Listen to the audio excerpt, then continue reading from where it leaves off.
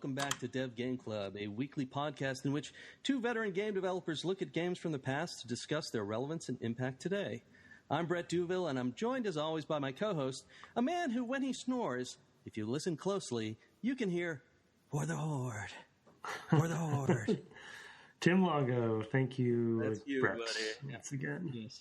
Actually, we're three veteran game developers this time. Why don't you introduce our guests? Sir? Yes, I'm very excited and honored to have. We are honored to have Bill Roper on. As everyone hopefully knows, if you're listening to this episode, we've been playing Warcraft, Orcs and Humans, the original Warcraft 1 RTS, and so we are very lucky to have Bill Roper on, who is one of the early employees of Blizzard, and whose credits at Blizzard are quite impressive, including obviously Warcraft 1 as a producer, voiceover, which I'm sure we'll get to, documentation, moving through Warcraft to Warcraft 2, both the original and the expansion, credits and type of development that he, discipline of development that he impacted Blizzard really runs the gambit. Design, eventually executive producer. Also worked on Diablo, StarCraft, Diablo 2, Warcraft 3, and then beyond that, which we probably won't hit too much, but it's interesting to note, CEO for Hellgate London, which was flagship games at the time, moved over to Cryptic, which and then helped out there as design director and EP on Champion, Star Trek Online. And is now VP GM of product development at Disney Interactive. And as Bill was telling us right before, he's been there about 5 years. So long history in games. Also, as Bill, I'm sure, loves when people bring this up, number 41 on IGN's top 100 developers of all time list. No one brings that up anymore. That's amazing. Well, this is a podcast about development and developers, and so we like to celebrate that stuff. You have a great career, and as some people may know, and maybe a lot don't, Bill famously has done a lot of the VO for the old Blizzard games, which I'm sure he hates when people remind him. For the Horde! So there you go. Okay, good. You jump right in. Good. Well, let's just get that out of the way, and we can zugzway it later. I've always been convinced that when my time to shuffle off this mortal coil happens, I'm just going to have a tombstone someplace where I have previously recorded thousands of Warcraft and Diablo and StarCraft related little snippets to play, and people can come push a button over and over and over. Exactly. Yeah. The afterlife would be fantastic. Stuff like that. And, that would be great. Yeah. Have some Easter eggs in there. So the multiple clicks, right? They just go to your grave and keep clicking on the grave. That's right. Just really pissed me off. He's going to record all the voice lines for like the skeletons and stuff that you resurrect. You click on them and they'll be like, Bill from Beyond the Grave. That's right. Exactly. So welcome. Yeah. Thanks for coming on. Well, thank you guys. This is a blast. I love the podcast and the idea behind it, and you guys are brave to go back and play the original Warcraft. Because we thought that as well at one point. things really moved along in terms of real-time strategy game development since the first one got done. Yeah, so let's jump right into that. I mean, you as a studio, you had done more arcade games before that, and this is a real departure. I mean, were you guys just like play Dune 2 or whatever, and we're just like, oh, this is it. This is the next thing. Yeah, Blizzard had, and as Silicon and Synapse, before they changed their name to Blizzard, had really done a lot of stuff on the consoles, Justice League Task Force, Lost Vikings, Rock and Roll Racing, right? So a lot of more just very arcade-style gameplay-driven products and puzzle game-driven things. And this was going to be the first project that the company did, self-published under their own name, not for other companies. And really did come a lot out of playing, a lot of Dune 2, playing Herzog Zwei before that. And, I came on board in about the last 6 months of development. And it was the timing was really fortuitous. I actually had done some contract work for them first. I did music for the PC version of Blackthorn, which was this basically guy with a gun game, kind of a puzzle side-scrolling shooting thing. And I also did some voiceover for a promotional piece they were putting together for back when CES was the show for games, as well as before E3 had started up. And they were doing a summer CES, which I think at that time was in Chicago. And they wanted to show off this new game they were working on, which was Warcraft, Orcs and Humans. And I had a buddy who was an artist at Blizzard by the name of Stu Rose, who now is up at Microsoft, I believe. And he said, hey, they need somebody, not only you were doing this music for this other project, but they need some voiceover for this video they're putting together. They're going to show in our 10x10 booth. And I was like, great. So I sent in a demo tape, and I think I used Mars Bringer of War as the background music for it. And it was that first iteration of Orc and Human voices. And just doing some different lines and things that kind of sounded maybe they were orky or human-y, not knowing much about the game. And then they said, yeah, great, we'll have you come in and do the voiceover work. And it was kind of funny because when I came in, I sat with Glenn Stafford, who was basically their whole music department and audio department, because I'd been working with him on the Blackthorn stuff. And he said, great, so here's what we're going to talk about how orcs are fighting humans. I said, okay. Then he showed me what at the time was an amazing 3D fly-through that now you'd look at and be like, oh, my God. And it's that one at the very beginning, because you guys have been playing it, your listeners probably have been playing it, where you come through the trees up to the castle, right? And then it was like mind-blowingly cool how that was unbelievable. And I was like, great, so do you have a script? Because I'm just there to read, to do voiceover. And he said, no, there isn't a script. So on the fly, I just wrote, in the age of chaos, two factions battled for dominance. And I kind of wrote all this stuff out that ended up becoming, all that intro work for it. And that welcome to the world of Warcraft and all that kind of stuff. That ended up becoming the basis of a whole company's IP for 20 years. Yeah. And after doing that, I finished my contract work for them. And I really, really wanted a job there. So I wrote a letter to Alan Adham and Mike Morheim. And I said, I'll do anything to work here. I'll run your bulletin board system. It tells you how long ago it was. I'll wash your cars. I'll do tech support. I was like, I don't care. I'll do anything. I just really want to work here. And I think I promised Mike I'd give him my Rock Hydra, right? Because everybody was just playing Magic, which is a whole brand new cool card game concept. Oh my God, Magic bribery. Yeah, exactly. Oh, yeah, anything. I was in. Like, get me in. I got to work at this game company. And so they brought me on board, and I like to point out to people when I'm attempting to recruit them that to work at Blizzard, I took a pay cut from Kinko's Copies because they were a very small company at the time. I was the 17th person there, and they said, "Hey, did you write this stuff for these voiceovers?" I said, "Yeah, I did that." We just kind of sat in the room and did it. And Alan said, great, because with Warcraft, it's orcs and it's fighting humans, and the bad guy's name is Blackhand, and that's kind of all we know.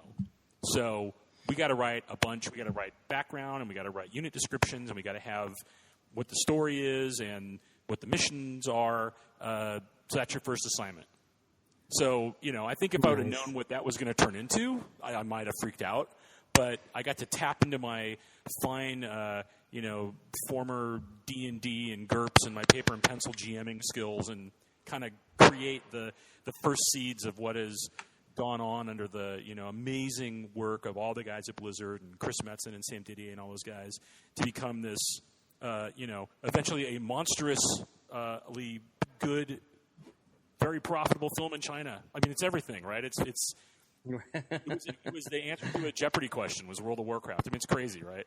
So yeah, it's pretty wild to see how those first ideas and those seeds of things have continued to grow because players really, really liked what it was about. And I think I always thought a part of that was that we really tried to make the orcs not just kind of monsters that you fought, but we gave them their own identity, right? They were on par. They were equals with the humans in the storyline, and certainly in the way the game was structured.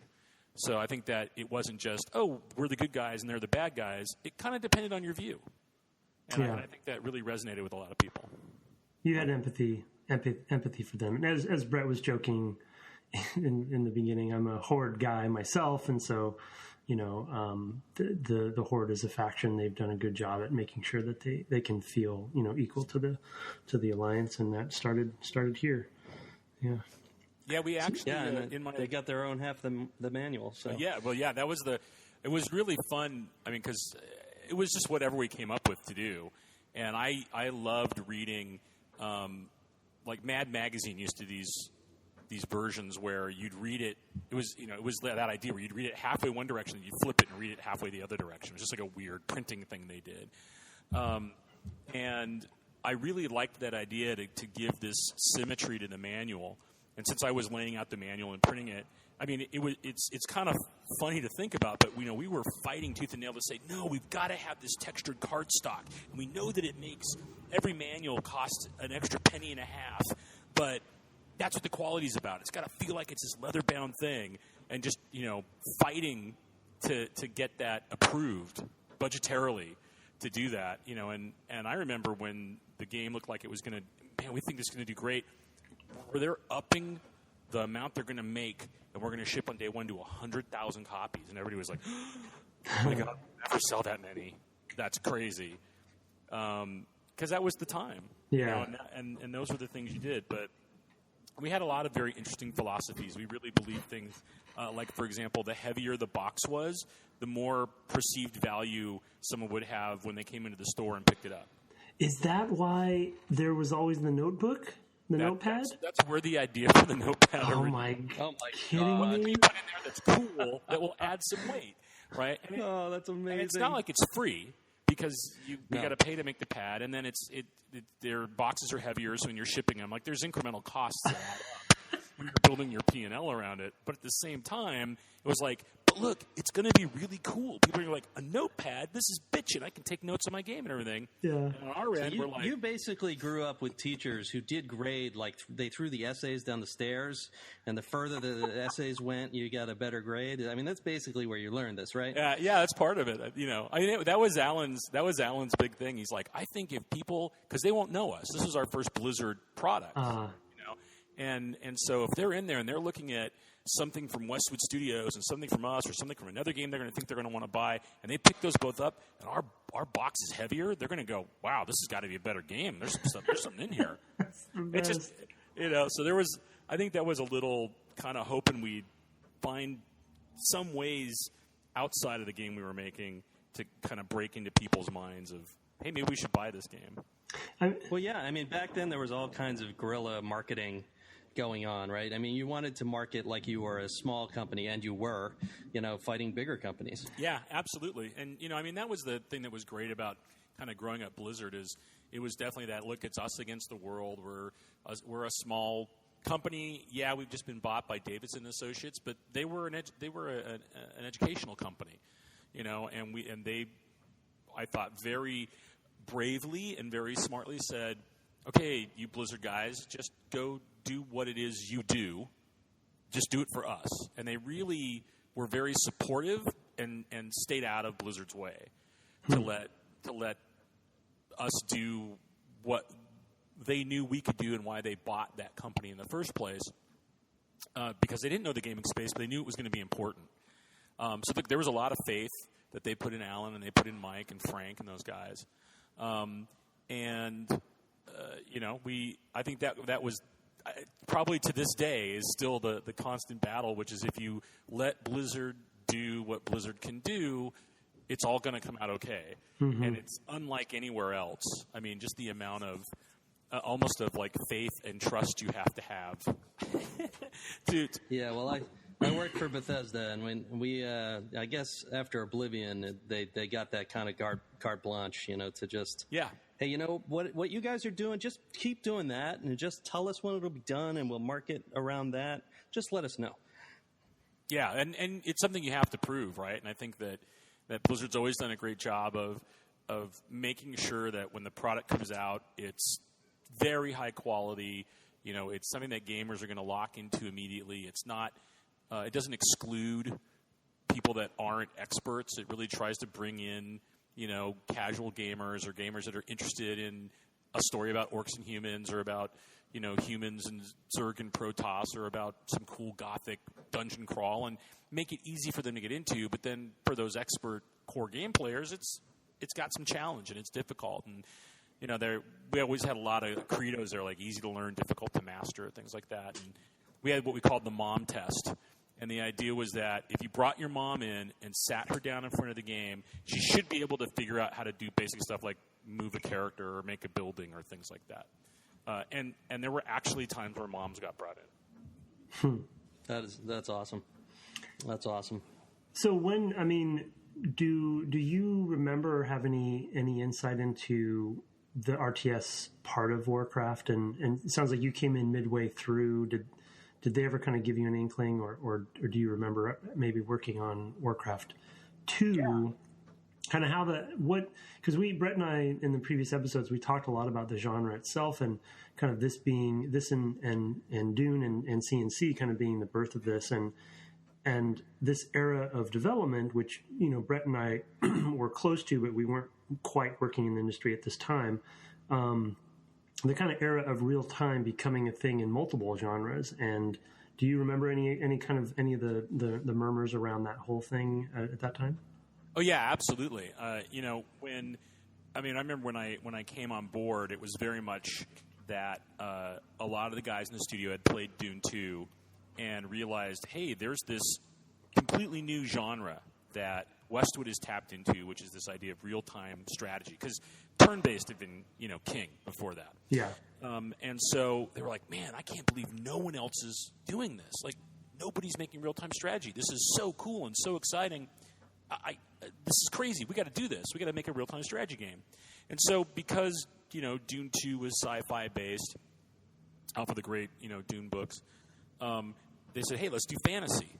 So let's make a cool fantasy strategy title. And there was definitely between, the Warcraft series and the StarCraft series and Command and Conquer, and, there was this, I think, just incredible competitive back and forth between Blizzard and Westwood, where we do something, then they'd raise the bar, and they do something, we're like, oh man, well, if they can do that, then we got to be able to do this. And I think it was that kind of we were building on the shoulders of giants. Like they would do each time one of us came with a game that just compelled the other company to try to make that bigger and better, right? How do I one up that? How do we make that something even cooler? And that led to some, especially at the time, pretty crazy innovations. I mean, Warcraft 2. SVGA was like, oh my God, you'll never move that much stuff around the screen. Right, sure. Graphics, LAN multiplayer, right? Yeah. And not just two players. I mean, that was the big deal. Warcraft, because if you go back and look, Dune 2 was single player, right? And then Warcraft, Orcs and Humans, was like, wow, it's two players playing over LAN, and that was crazy. Yeah, huge. And I very distinctly remember when in the office we knew that was going to be huge. We're like, this is going to be a huge deal. Was Alan Adham and Ron Miller were playing, like, one of the first builds were like, oh, okay, multiplayer, like, head-to-head works. You guys got to play. And their offices were right next to each other. And so they got into a game, and they both played. And they're playing, they fight. And they both come out of their offices at the same time, like, that was badass. That was awesome. Oh, my God. And they're talking about how they kicked each other's ass. And what had happened is there was a bug, so the game had actually desynced, and they both won, which was kind of funny. Are you serious? Yeah, so they were both like, oh man, I kicked your ass. Like, what are you talking about? I totally crushed you. And that's when we realized, there was a bug. There was a sync bug. You both won. But the emotional response that evoked, we were like, wow, this is it. Like, when you get to it's lightning in a bottle. Yeah, it's super fun to play through the storyline and do the missions, and like the gameplay, the minute-to-minute gameplay is really fun. But playing against somebody else, man, there's the magic. And so that was like with War 2. Then it's like, hey, can we make that 8 players?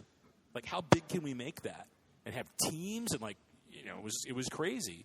And we really saw how what each company did influenced other ones. I mean, I know that Command and Conquer delayed their launch because we had announced that we had like 8-player LAN multiplayer in, and they didn't. And so they were like, crap, we got to wait, and we got to put that in. We got to figure it out put it in, right? So I think it was really inspirational in this, creating this genre, basically, to have another company that was constantly pushing and putting out a great game and being super innovative.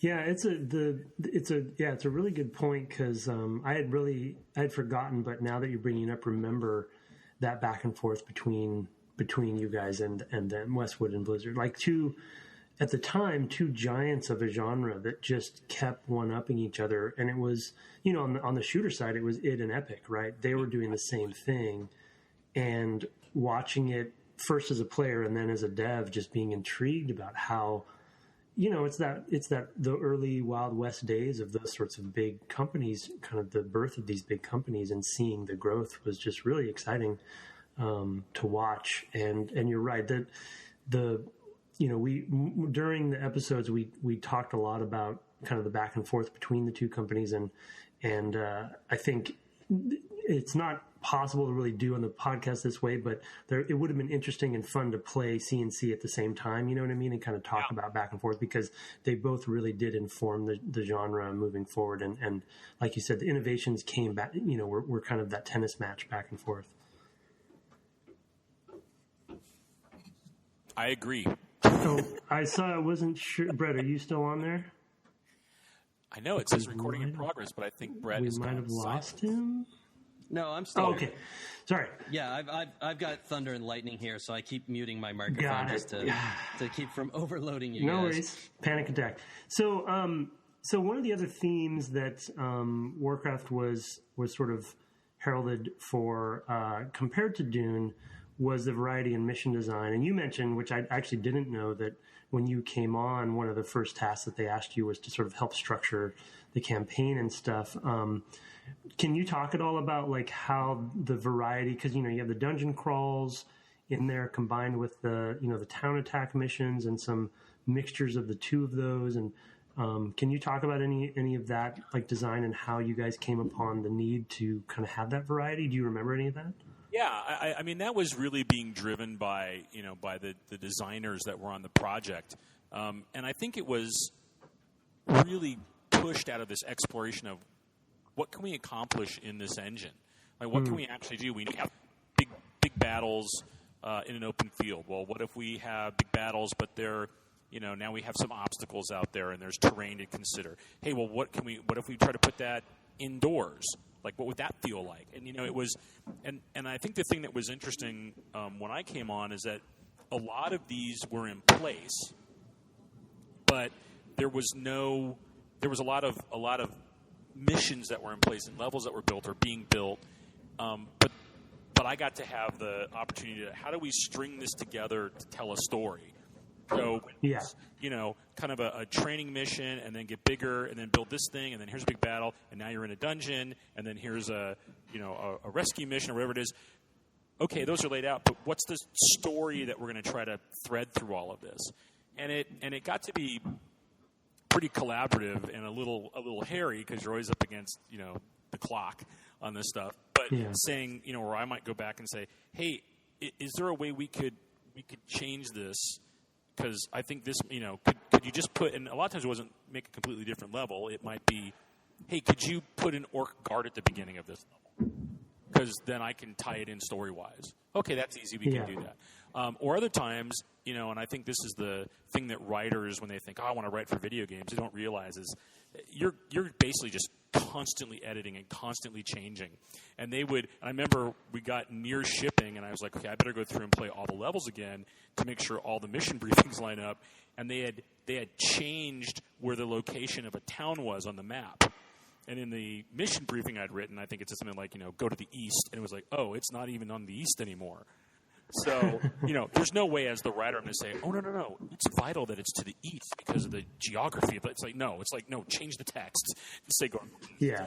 Right. Yeah. But I think it was really, driven out of just the idea of what can we do to have it where it's not just the exact same, build, find, destroy mission. Like, can we do some other stuff that's really interesting? And you see that exploration happen throughout the whole Warcraft exploration franchise. Warcraft 2 started introducing, land, sea, and air, and what could we do with that? And then you got to Warcraft 3, and it was like, now we have this concept of heroes, and then that spawned Dota, which begat League of Legends, and like all, that became its whole other industry out of that idea, And then I think because there was always that idea of like, how can you push the boundaries and have the Warcraft universe be the center of it, that then, allowed them to move into even a completely different genre with World of Warcraft and an MMO. So it was the designers saying, how can we push ourselves? What can we do that's different? What can we do that uses the same mechanics, but, this one isn't about building my base. This one is about managing the number of units that I have and making it through to the end. Yeah, and those to overuse a term that we use too much as designers, those paradigms, persist today. As I'm playing StarCraft 2, Legacy of the Void, those kind of, as you said, the pushing the boundaries, exploring different ways to utilize the systems and mechanics that were built in there. I just, it stands the test of time, I guess, you could say that those, you kind of want those palette cleansers or those ebbs and flows of how you're using the same units. And I had forgotten until we had gone back to start playing this that those were in this game, from the beginning. I kind of, in my memory, I felt like a lot of this game was really just, town attack and base attack stuff. But the dungeon missions were fun for me being a big WoW player still, because there was, you were pulling mobs, down a hallway and tanking, and there's a little Diablo in there, and it just kind of surprised me and delighted me that stuff was in there. What I wonder about that is how long did they have to work with this engine before you had to ship? Like you said, you came in the last 6 months, but a lot of those things that stuff normally comes in a sequel. Like, I compare our Starfighter versus Jedi Starfighter, and there's a lot more variety in sort of mission stuff. How long did the designers have with this engine before it was like, okay, we got to put this in the can? I think that they spent about, and this is so crazy to say, I think they spent maybe like 2 years on the game. I mean, and I think that's the wild thing. And when you look at Warcraft 2, that was a 12-month dev cycle. Right? Yeah, we noticed that. That's crazy, right? It's crazy talk. I always maintain that Warcraft 2 it was almost like a mythical creation that came out. I'm not kidding. Like defies gravity. Every single decision we made on that game happened to be the right one, and it doesn't discount how hard everybody worked and the talent of the team. But you can never discount the luck that kind of came along with that as well. But yeah, I think the thing is that because, and I think you see this in smaller companies, because the team was small, if the designers came up with an idea, right, they could just grab a programmer and implement it. And so they could say, hey, I want to do this thing. Can you put that in? And then, Pat Wyatt or Bob Fitch or any of the guys are just like, okay, yeah, great. And just in a day later, he's like, okay, great, it's there. Try it out. I mean, that's how the whole, when you constantly click units, and then they start saying ist lines, right? That was Glenn and I sitting recording lines, and I said, God, wouldn't it be really funny if you just kept clicking on the guy and he was like, oh, stop poking me. Like he gets really mad that you're just sitting there clicking on him. And we were like, that could be really funny. Okay, let's record some of those. And then we went to Bob Fitch, who was one of the programmers in the project, and said, Bob, can you put this in? Can you make it so we'll do this? And he's like, oh, yeah, that's really easy. I'll do it. And then we didn't tell anybody. And we let them find it. Oh, that's great. Because that's how we would imagine a player would come across it. It's not going to talk about it. It's going to be a fun Easter egg. And we knew it was the right thing to do when somebody found it. Like, did that just happen? And they click, and they're like, oh, my God, you got it. And they were running around the office telling other people. So you could come up with an idea and then basically and I think you see this spirit in companies like Valve, right, that where it's like, hey, if you can find somebody to work on a crazy idea with you, go do it. And that definitely was the case there. So I think that it was because the engine was being built and what it could do was evolving while the designers were working on it, they could come up with a crazy idea. And if they found somebody who bought into it, who could implement it for them, they put it in. And then yeah, it's such a rare thing these days for that, right? With the scale that a lot of games work at. Yeah, I mean, if you're a AAA, you've got a lot more people whose job it is to make sure the wheels are staying on, right? That you're not doing that stuff, right? I mean, that's the job of a lot of the sort of army of producers or whatever that tend to be a backbone of our project scheduling these days. Yeah, absolutely. I mean, it's interesting. I guess why you see so much. You come with this idea. There's so much more innovation in the indie space because that's not how indie development is designed, right? It's like, oh, hey, we got a pretty cool idea. Let's try to do that. Here's some other things that could be kind of fun. Here's a wacky idea. Yeah, this is pretty cool. Let's put it all together, right? Whereas if you're looking at, here's a game that's got a 50, 60, 80, $100 million budget, whatever it is, a gigantic AAA game. It's like, this thing better come in on time, on budget, which it never does, but you always try to make it that way. But it is. It's those people's responsibilities to not let someone go off and get a wild hair up their butt and try to make something crazy. But at the same time, that can really, sometimes lead to sequelitis and things where you're like, oh, this felt kind of like the other one, but 5% different. And it gets kind of boring. Yeah. Well, it's exciting. Yeah, I mean, we talk about it on the podcast from time to time, because a lot of, obviously, the games we've been playing are older games, and it was a different time in the industry, and we caught sort of like part of the middle or end tail end of that sort of era, and then things went AAA, and now we kind of have this kind of renaissance of indie, and so it's a constant topic of that kind of decision making and the nostalgia for that kind of development that a lot of the old timers, for Brett and I, were you're beyond us, but we're both 20-ish years ourselves, and we miss some of that stuff, and I'm glad that there are torchbearers in that regard in the indie space. And I think even in the AAA space, right? There's room for it. Now it's just kind of weird. You have to plan as part of your production schedule to have moments of chaotic creativity. For sure. Game jams right, and whatever. Say like, hey, is there something we can do? Like, we know we're going to burn X% of our time on this project trying to come up with something cool that nobody's thought of yet. Right? Totally.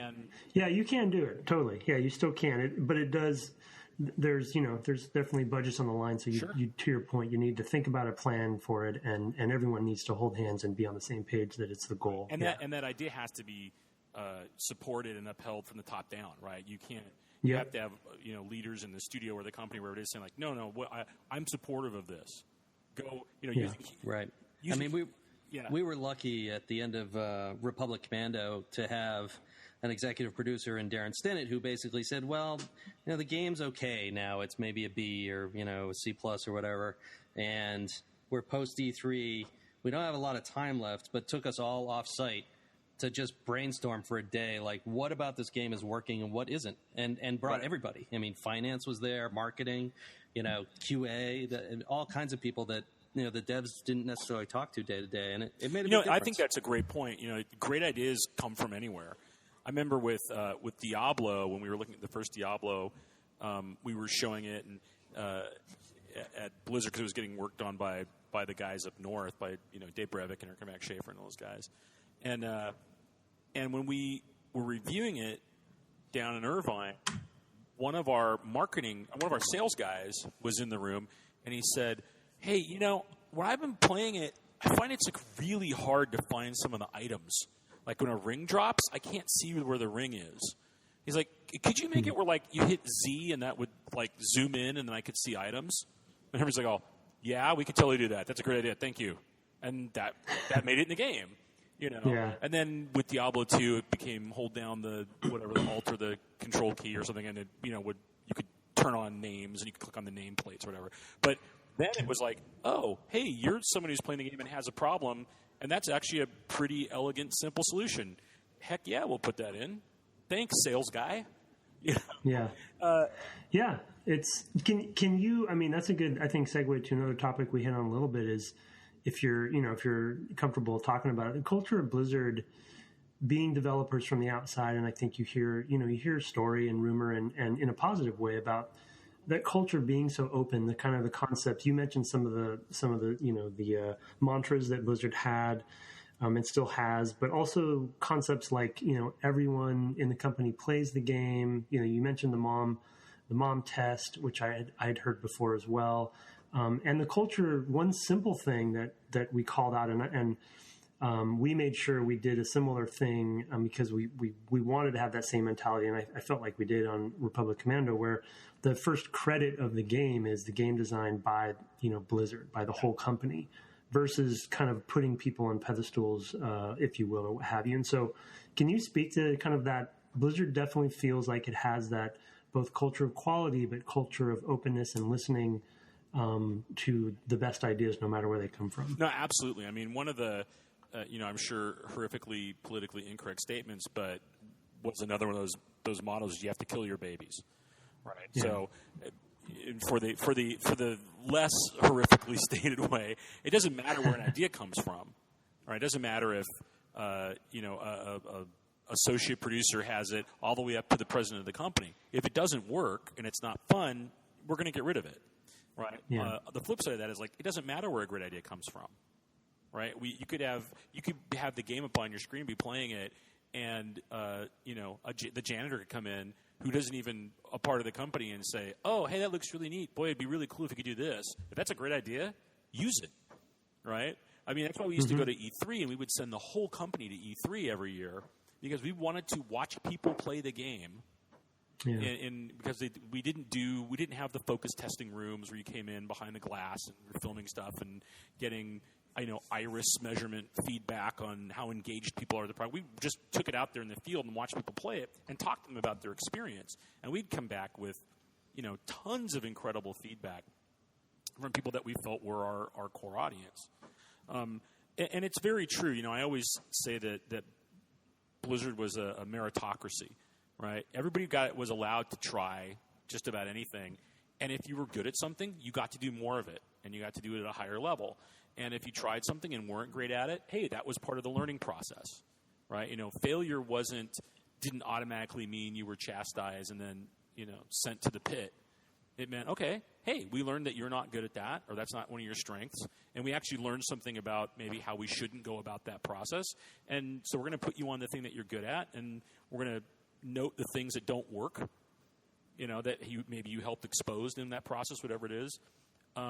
An alternate, but we want people to be inclusive, very collaborative, very iterative. I mean, that was the thing too. You mentioned everybody played all the time, and there was I used to keep a quote board in my office where I'd write. People would say things, and if I found them particularly funny, I would write them on my whiteboard in my office. And one of them was one of the guys who was under a lot of time pressure, one of the programmers, but we were like, hey, everybody's got to play a build right now. We got to play a build and everything. And he's like, killing zombies ain't my fucking job. I was like, yeah, that goes on the board. That's great. Because he was, but it was at the same time it was, and we always used to joke that when we got to the end of a project, we had the world's most expensive QA team because all the artists and the sound of anybody who was done on the project while we were banging out bugs and balance and things, they just played the game constantly and gave us, their expert levels of feedback and not only helped find bugs, but hey, this feels off balance or whatever it was, and then that would filter back through the design team. So I think it was a very conscious decision to say, game design, Blizzard Entertainment. I mean, yes, there were definitely people who sat over the top of that, who, were the lead designers or that, but there was never a case where you would say, oh, yeah, that game, that was totally this person's idea, right? There were definitely people driving that, right, and people that were the heavy influencers. And we had groups that would make go, no-go decisions. But it has always very much been about how do you get everybody involved in that process. And I think that level of inclusion is a level of ownership that the team has, and it's why I think so many people, stay at Blizzard and love being at Blizzard because they know that they can make a difference in the game that they're making in ways beyond what their normal job spec would be. Yeah, it's interesting. Yeah, I mean, I was going to say you're actually an example of that meritocracy yourself. I mean, you were a guy that was doing some work as a contractor, and then you came in and did the voice work, and now you're writing, and then a project or two later, you're an executive producer. I mean, that's a quick rise, and that only happens in the right kinds of culture. Yeah, absolutely, and in a very supportive culture, right, where you're encouraged to go try to do some crazy shit, and we really were, and and I learned amazing lessons that to this day I still use in game development and dare I say in life while I was there, and it was really one of those, I think, very rare opportunities that you don't always get, and I always feel very grateful for it. Yeah, for the listeners, I think and I hope, I don't think this is just my own perspective, being such a Blizzard fan, kind of from the beginning, and still being a fan, even though I'm, a competitor and making games. But I feel like Blizzard, whether people recognize it or not, and this is, Brett, maybe you can confirm, and Bill as well, if you have an opinion, but Blizzard's culture, even though often it was rumor mill stuff, or kind of, you hear, maybe somebody who works there, or they left and, for whatever reason, and talk and kind of, share some of the culture there. That kind of sensibility, I just remember hearing those murmurs, whether it's at GDC or something like that, where it kind of permeated the industry to some degree, where these concepts of everyone plays the game and having credit go to the whole company for the game design, those are things that I would like to say, and I hope I'm not kind of, imposing this, my own opinion on the rest of the industry, but I think it had a positive impact, even though vague, on the rest of us, as developers at that time. Because I think, and obviously you guys weren't the only ones doing that. Valve was doing similar things as well, et cetera, and they still are. But I've always appreciated that, and I'm glad that people picked up on that emulation, because I think the concept that teams should play the game all the time, everyone, and listening to all levels are definitely things that certain companies and publishers that I won't name, did not prioritize. And I would like to think that, Blizzard as an example would have impact on the industry during that era and of course today as well. Is that just my imagination, or Brett, do you remember those sorts of conversations? No, I think that's absolutely true. I certainly remember. I mean, we're game developers, and so we look at the credits, right? I would not be surprised if that inkling of an idea is like, this was the Starfighter team's design, not any one person's design, and that went through to Republic Commando. That may well have had its germ there, and I would extend that actually out, to the audience as a whole, because one thing, I think of Blizzard today is being an extremely welcoming company. It's not, we only appeal to this one type of person. It's, hey, if you like our games and you like to play them, then come on in, big tent. Everybody should join in. And I really appreciate that. And that's always been the philosophy there, right? Is they never wanted to make anything that excluded people. I remember Alan used to talk about, he had the donut theory, and he's like, look, we make for the center of the donut, right? That's what those are the core gamers. And he's like, but there's a whole giant donut outside of that, and we shouldn't stop people from coming in, and he would draw these circles and everything and on the board, and then you'd get hungry and want donuts.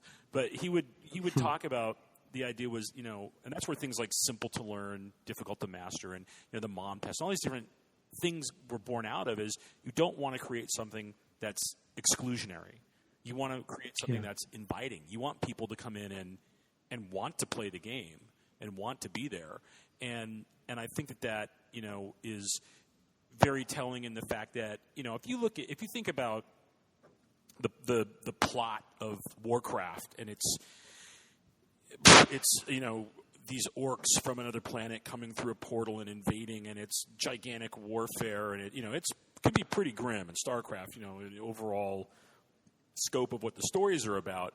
But we always worked very hard to thread humor in through there to make it fun and inviting. It's one of the things that informed the look for the Warcraft series, including World of Warcraft. Right? It never really went and stayed photorealistic, like using brighter colors, making things. It was Diablo was the grim series, right? Yeah. That was the dark, gothic kind of grim thing. But the craft titles were there to just be, were like, yeah, look, this is super fun and super cool, and they're saying crazy stuff. And when you click on the sheep a bunch of times, he blows up, and like, this is amazing. You know, and you wanted to capture some of that joy in people and not make it where people felt like, wow, if I'm just not a totally dedicated hardcore gamer, I'm never going to have any fun. Right. I mean, it's a company whose titles have consistently resisted grognard capture. You know, it's not. They don't get so obtuse and opaque that it's impossible to dive in. I mean, like you said, it might be hard to be really good.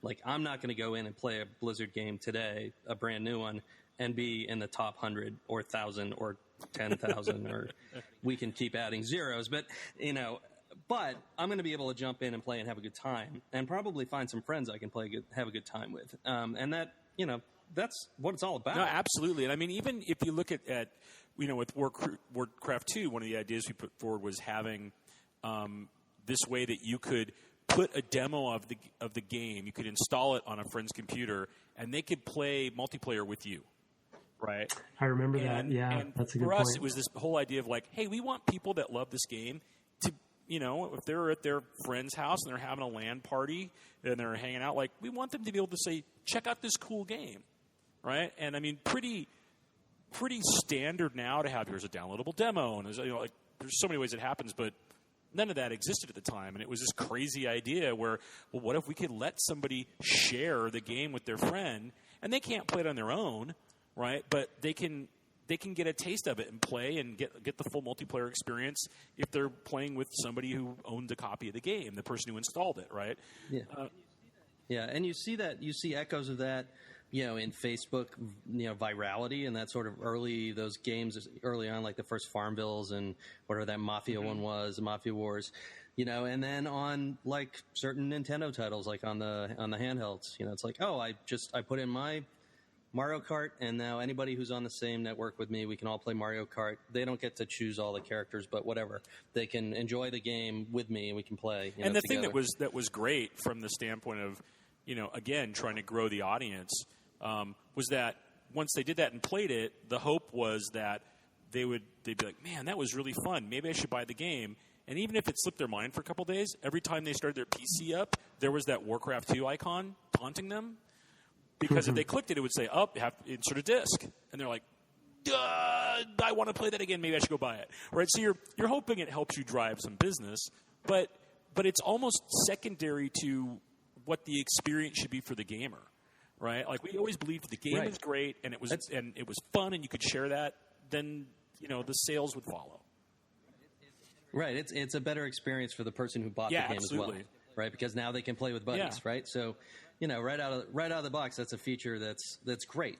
And you know, I don't have to find other people who have saved up enough, you know, I don't know, lawn care money to do this or whatever. I can just jump in. And you know, and same philosophy that drove BattleNet. Which was, you know, that came out of the discussion of, man, what if we could have it be with the click of a button, anybody who bought this game could play it with anybody else who bought this game, no matter where they were in the world. Like, that's the big idea behind it. And we didn't take time to think about, well, how much is this going to cost? What's the ROI based on it? How are we going to actually make that work? What's our expenses in terms of bandwidth and servers? It was just, no, I'm like, this is going to be great. We should do this. You know, there wasn't a monetization analysis that occurred. It was just, this is what gamers are going to want. Oh, my God, everybody in this building wants this. We got to build this thing. And everybody thought we were crazy. Yeah. Because it was... Yeah, it's just the flip. Yeah. So it's the opposite of the way so many companies think, you know. And it was the opposite of how people thought at the time, because this was, at that point in time, it was the era, if you remember, of all the pay-to-play services that were coming out. Or it'd be like, hey, get on our service and pay us a subscription fee, and then you get access to all these games. And we were like, screw that. We're giving it away for free because we think it's going to, you know. Yeah, and guess what's still around? Exactly. BattleNet. You know, and you have to kind of, everybody holds hands. And I can't even remember those companies' names. Yeah, I don't even like Slingshot, or I don't know what I don't even know what they were anymore. And there was one that started with a K. I remember vaguely. You know, and it's the kind of thing where when you're trying to justify it to the money people, right? You say like, no, we think that this will be a big deal and it'll be a feature that people will talk about and it'll make them buy more games. You try to justify it, but when you're making it, you're not as concerned about that element as you are we just think this is the right thing to do, and we think that gamers are going to love this, and then they're going to want to buy our game. Like that's the idea behind it. That's third on the list. Want to buy our game is third on the list. Yeah, that's cool. So shifting, I have to at least bring this topic up because, as Brett knows, I'm a super Warcraft lore geek and blah blah blah. But not having met or talked to you about this before, I didn't know how much you were writing kind of the early stuff. And even in Warcraft 1, there's a mission where you go after Medivh, and the little the geek inside of me is like, oh, there's a 64 by 64 pixel Medivh running around. Isn't that awesome? And oh, there's a demon, and I mean. And then, one of the things we try to do with the podcast is we play games that are hopefully timely in some way. And of course, Legion's coming out, the movie, recently out, Hearthstone, new expansion coming out, which is based around Medivh's, Karazhan, all of this stuff. Like, just kind of wanted to pick your brain and kind of maybe, see your reactions, I guess, to what this thing has become and what your impact was on it and kind of how you guys nurtured it through, because one of the themes that I tried to bring up a lot through the previous episodes is there's sort of this commitment, and I'm glad you brought up the tone, because I think that is a really important sort of Shakespearean goal that you guys had of having that balance of humor and drama in there that still persists in the game today. But what was it like to kind of shepherd this canon forward and keep committing to it? Well, in the beginning with Warcraft, Orcs and Humans, there were the missions, and it was really interesting. It was almost backwards. The missions and what we were trying to do in the missions was informing how the storyline should unfold. And as I was writing all the world backstory and these different ideas, and who are these orcs that are almost this like noble savages? I was very influenced by samurai culture and things like that, and trying to write their background and the way they talked and where they came from, and they were very expansionist. They were like samurai Klingon, like all these just like little snippets of things that inform you around that, and also kind of like the Mongol hordes, right? Just like constantly moving forward and taking more land, and there's this honor in doing that. When we were going through all that, and it was just coming up with like, well, how did that happen? Oh, well, there would be this character that did that. Okay. And the thing that's funny with Medivh is I was sitting there like racking my brain. I remember this very distinctly. And I'm like, oh, what is this wizard going to be called? He's a main character? What's he going to be called? I don't know. I'm typing in names on my keyboard. I'm like, oh, this is all terrible. And so I just started slamming my fingers down on the keyboard just to get combinations of letters. And one of them was Medivh. And I was like, that looks really cool. That's the guy's name. Come on. So, no, that's how Medivh came about as a name. Right? And because it was like, it looked cool. That looks interesting. I have a pronunciation in my head as I read it. It's distinct. It's not a name I've seen anywhere else. It's not coming out of Arthurian lore or anything. But it feels like, as I say it, like that feels right. I'm going to use that. Yeah. But I think the thing that was great is that, and I recently, just before the film came out, for my own edification, I went back and reread all the manual and everything, and it's so funny because I'm like, oh, wow, this is definitely the bare bones, of what's there. Yeah. It's the skeleton upon which like so much muscle and meat got put onto, led very incredibly by Chris Metzen, right? When Chris and I are both there in the early days, and I was doing the writing, Chris was an artist there, and Chris wanted to get more involved in the story stuff, and so with Warcraft 2, I was like, that's awesome. I was now moving into doing producing work on Warcraft 2, some design and production, and so I was like, great, Chris, do it, right? Because again, it was that meritocracy, run with it. So with Warcraft 2, I played more the role of editor and just being there, somebody there that Chris could bounce ideas off of. And I remember us having, pretty funny conversations where at one point I went to myself like, okay, so you've killed off like every unit we created in the first game. Because he just go like, oh, these guys, they died, and these guys, they were banned, and these guys were swallowed up in a maelstrom, right? Like all these units would just disappear as we got into Warcraft 2. And I remember having the conversation. It's like, I think the Wolf Riders are really cool. It's a really cool idea. Maybe you should just have them get exiled, so if later you wanted to bring them back, you'd still have them. Right. And he was like, okay, yeah, I could see that. And they came back, and we were going to bring them back in the adventure game that never happened, and they eventually got brought back in War 3 and WoW and stuff. So, but watching that, the lore expand and grow, and then, man, through World of Warcraft, just through the roof, it's very humbling, and it's very heartwarming in a weird way to look at where it is now, and it's like I feel like I was able to plant the seed with the and that was one of the big things I got to drive. And then it just took off and had a life of its own. Yeah. And it was always fun to sit, and I was always part of the writing team, and we'd come up with what were all the lines that they were going to say when you clicked on the units a bunch of times, and those were just some of the funnest writers' room sessions we could have. We had like Mickey Nielsen in there and like a bunch of other guys, and we just, sit and come up with, okay, what is this guy? What's his character like? And that was really driven by the fact that, and this was especially important in StarCraft, you would only see like this little 64 by 64, image, pretty poor resolution in the early games too, right? And when you were moving a thing on the screen, there wasn't a lot of character there. And in StarCraft, it was vehicles a lot of the time. And you're like, God, how are we gonna give these character? How are you gonna make people care about them? And so that was all done through a portrait, and then done through the voices. So there was a lot of, and that's where we got to bring in a lot of the humor, and especially through what we called the pissed sounds, right? Because you would click and annoy them or whatever it was. And that really let us, right, I think, bring a lot of depth to a strategy game, that wasn't there normally, not from a game mechanic standpoint, but just from having a touchstone into what this world was that you were viewing from 30,000 feet.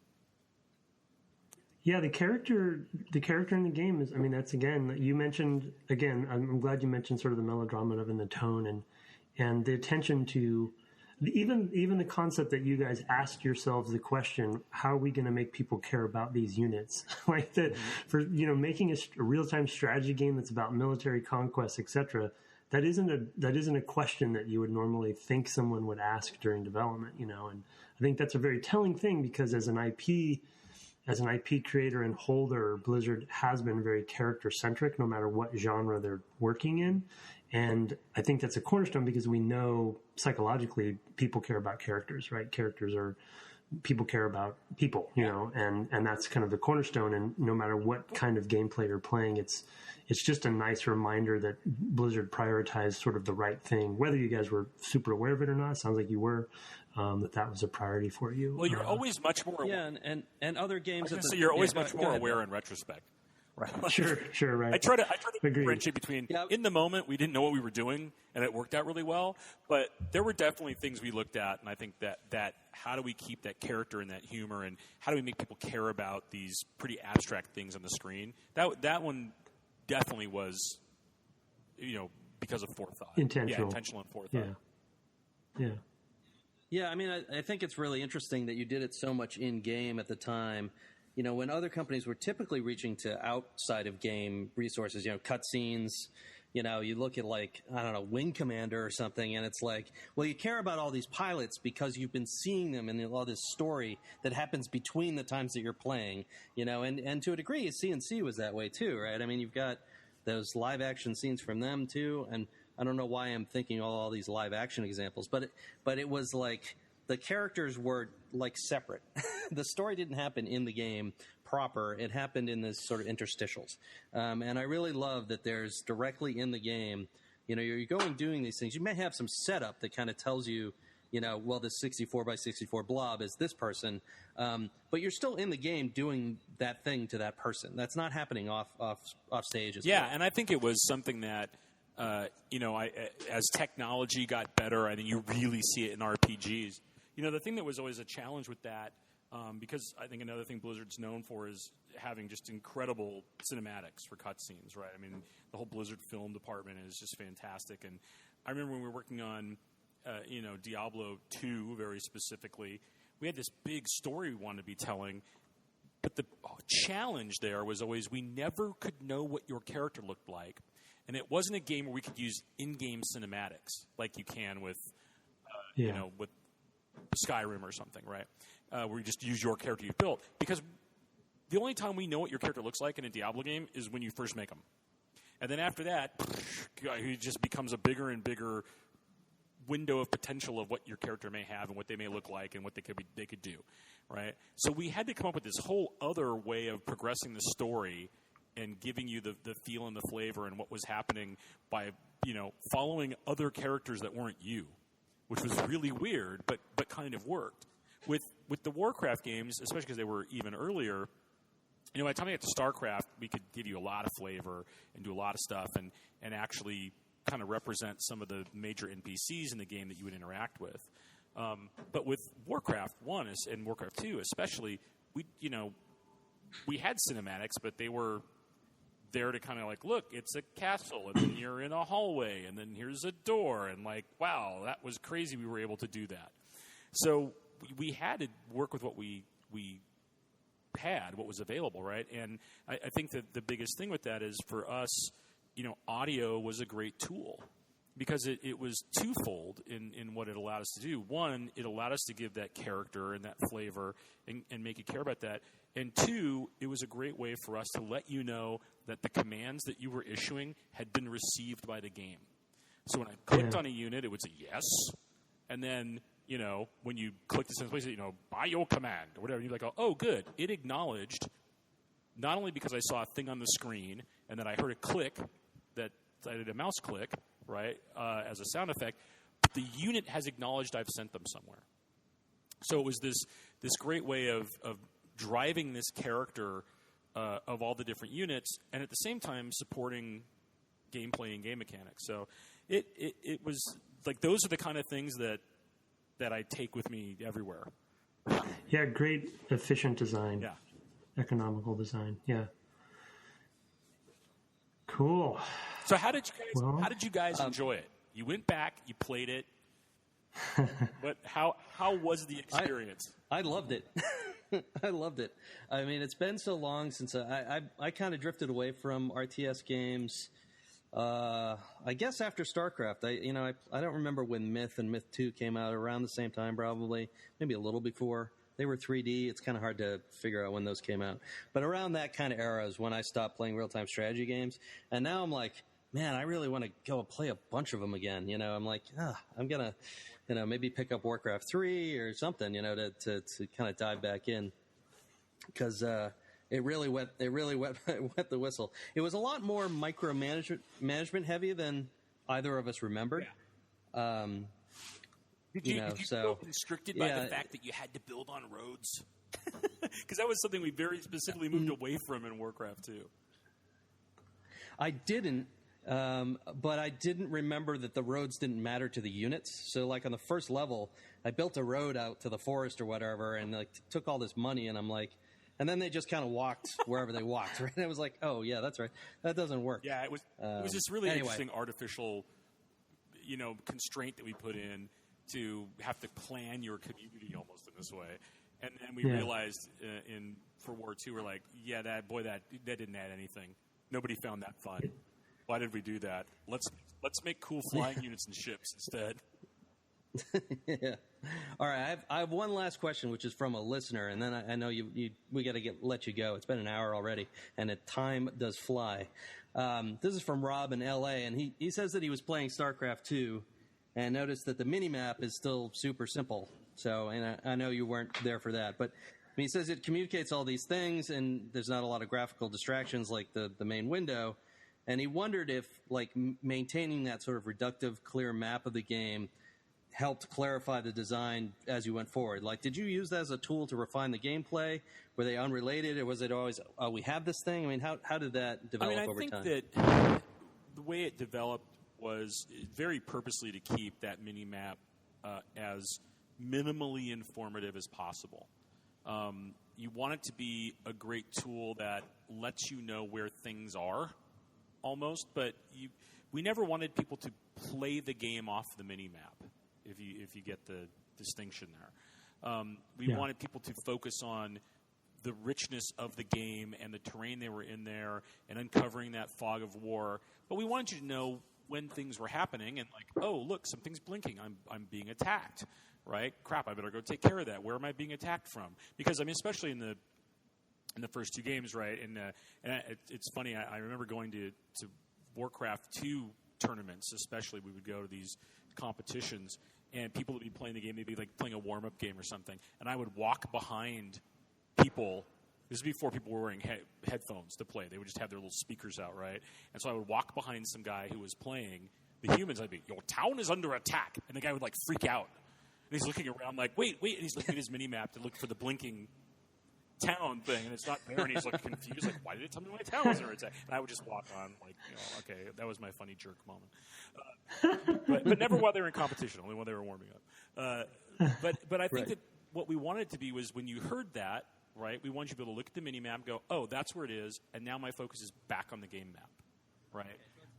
Okay, so it's like being a general and getting messages back from the field, and that's kind of at a very kind of low information density, and now you return to the scene at hand. And I think that, when you watch professional players play, especially, StarCraft, You look at that mini-map and the fact that they have mastered, setting hot spots and linking those to keys, and then they're going through and they're like, you just watch their left hand go through, and they're like, boop, boop, boop, boop, and they're going to these places on the map. They've gone and marked and everything.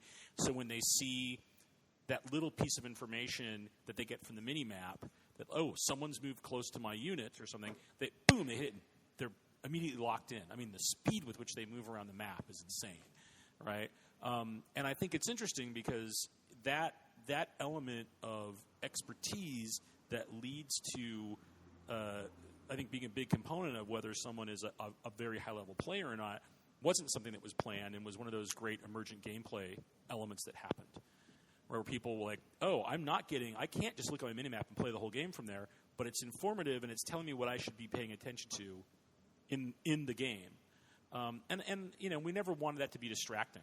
Right. I mean, I think there was a lot of attention that got paid to UX and UI design throughout all the craft series. Especially. It's a really good point about making sure that it didn't cross the line on being over informative, because I think it's a common pitfall that I know and many designers will fall into, is that can be a very tremendous tool that you have at your disposal, whether it be that or open world games. I think are notorious for this as well, of like, well, we have the mini map there, let's pile anything that people would want onto it. Right. And so it becomes a map game. Yeah, and to your point, Bill, I'm glad to hear that you guys did set a goal, or from your memory, set a goal of, we don't want people to play the game via the minimap, right? That we need to pull their focus back onto the main play space, and that's a discipline. You have to have discipline to do that, because you can band-aid your way through. Like, well, let's just throw another thing on the minimap, because then we did a usability test and someone couldn't figure something out. Right. Rather than fix it in the main, window. Yeah, exactly. Let's put it in the minimap then. Let's put it in the minimap. Okay, there, we addressed that problem. And suddenly, everything's in the minimap, and you can't even see what the terrain was supposed to be. Yeah, it takes discipline. Yeah. That was a good question. That was a good question, listener. Thank you. Well, for that. I know. I will. Yeah, thanks, Rob. All right. Well, we want to give you a chance to at least shout out. I know you're on a podcast of your own at Happy Jacks, and there's posts. I went and checked that out today. A lot of information there. That's been going for quite a while. We're past 300 episodes now. Wow, and great. It's Happy Jacks RPG podcast. So if you go to happyjacks.org, that's the main site there, and that actually links to our forums and all kinds of stuff. It's predominantly set up for game masters for paper and pencil RPGs, but players listen to it. They get a lot of stuff. There's also a lot of actual plays up there. So a lot of the hosts, we not only talk about GMing, but then we kind of put it on the line and let people listen to us GM games. And we talk about a lot of different game systems. Video game stuff creeps in there. Popular culture stuff creeps in there.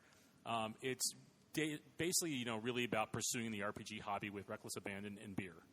So there is, it does get, there's some drinking on the podcast and burping, and that'll happen, and it's funny. And, we like to, for people that really like it, it's because they feel like they're hanging out, with just a bunch of friends talking about gaming. And a pretty diverse cast of hosts that come through and players. I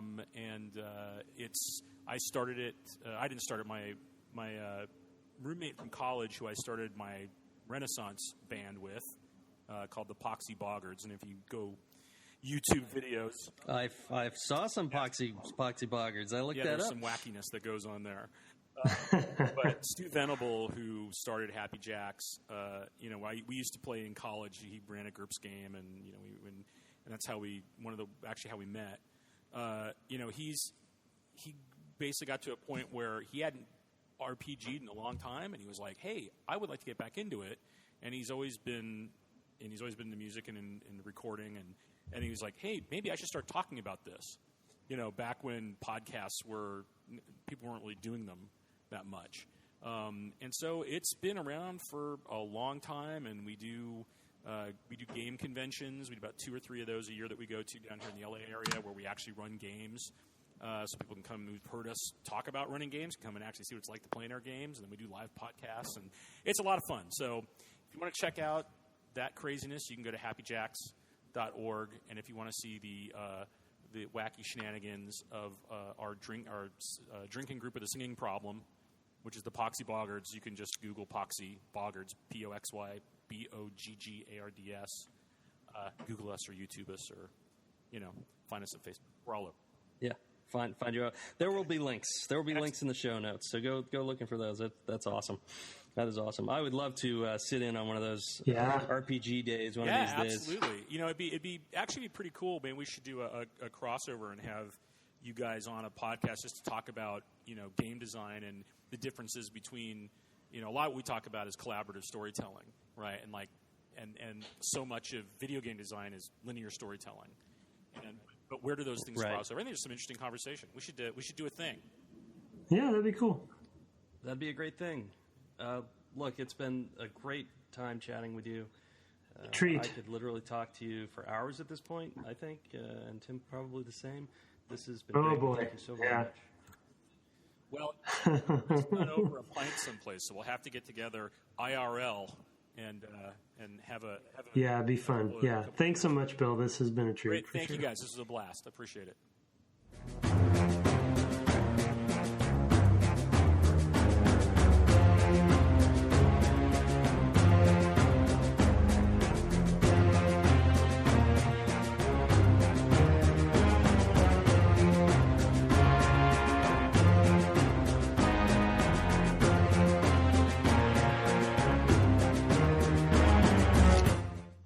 Welcome back from a quick break.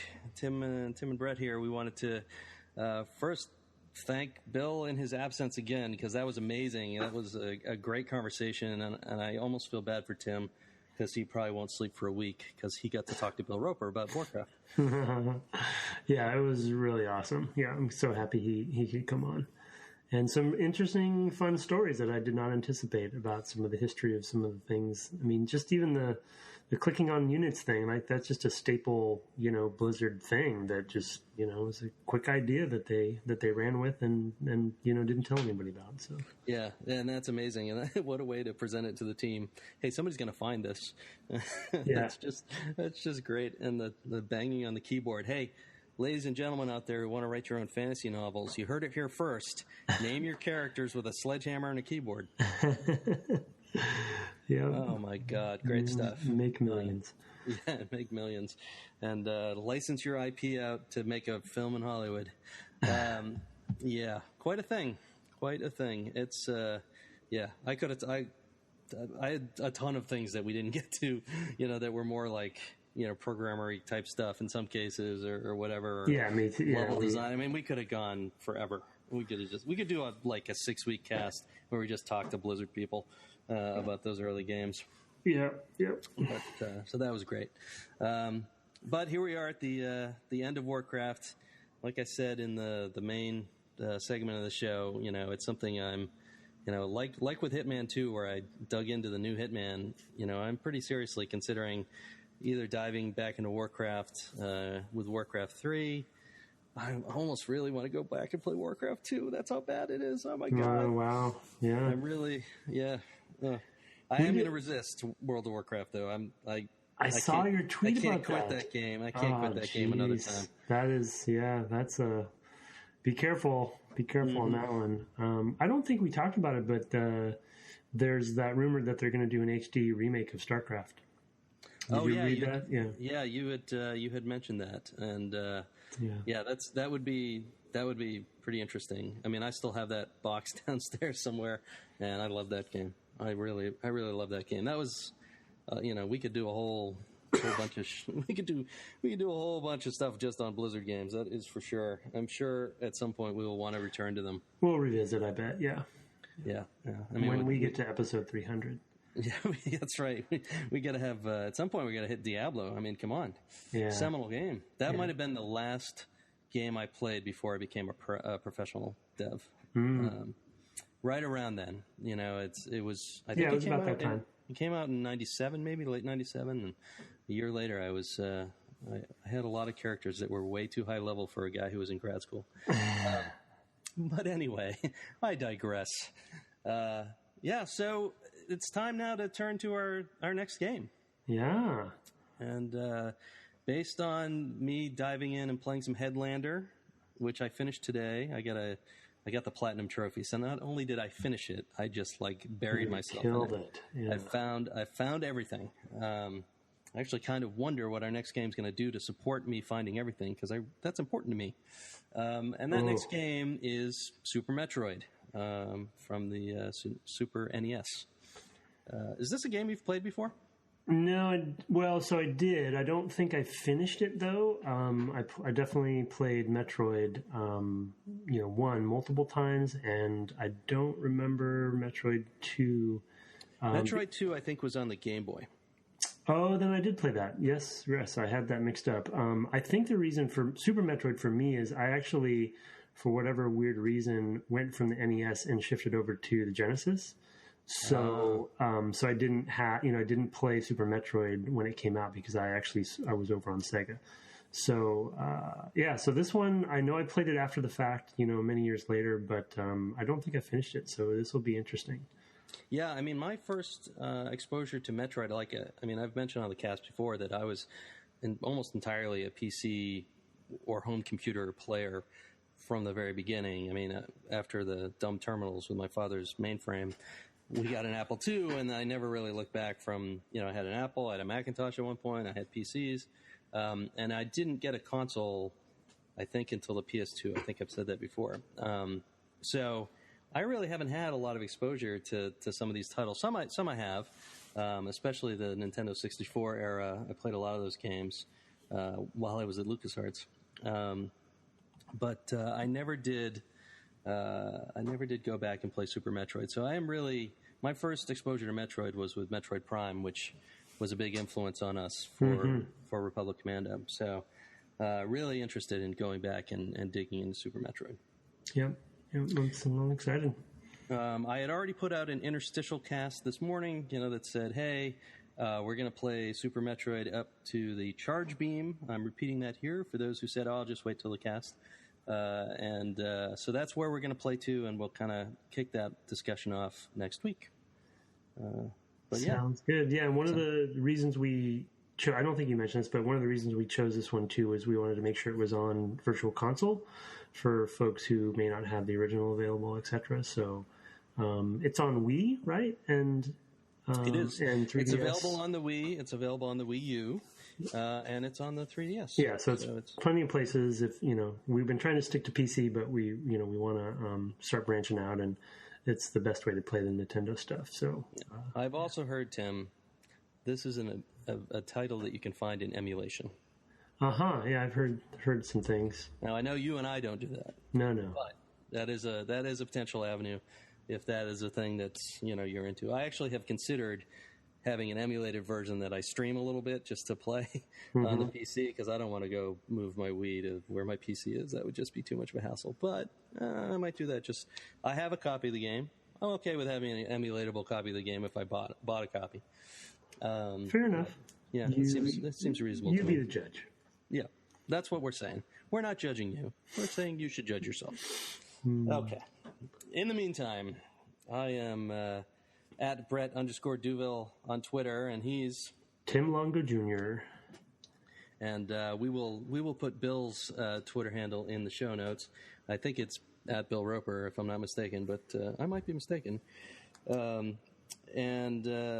So I will run that down. The Twitter for the podcast is at Dev Game Club, and you of course can find us at www.devgameclub.com. And we read an email from a listener tonight who asked a question directly of Bill Roper. How cool is that? You can send your questions to devgameclub@gmail.com. And that's all I got. You got anything more? His Twitter is correct, yes. At Bill Roper. That's that, yeah. No underscore. Yeah. Okay. All right. Well, until next week, and until Tim starts snoring away with For the Whore. For the Whore. I can't. I'm so prepped for Legion at this point. I'm reading books. I'm read the comics. Yeah, it's... Radio plays. Been listened to. Watched the web animations last night, which had Medivh and Gul'dan, and Oh my God. And it's bad. It's bad. You're drunk on WoW. Can't wait. All right. Well, good night. Good night. Preload goes smoothly, and we'll see you in a week. Alrighty. All right. Bye. Good night.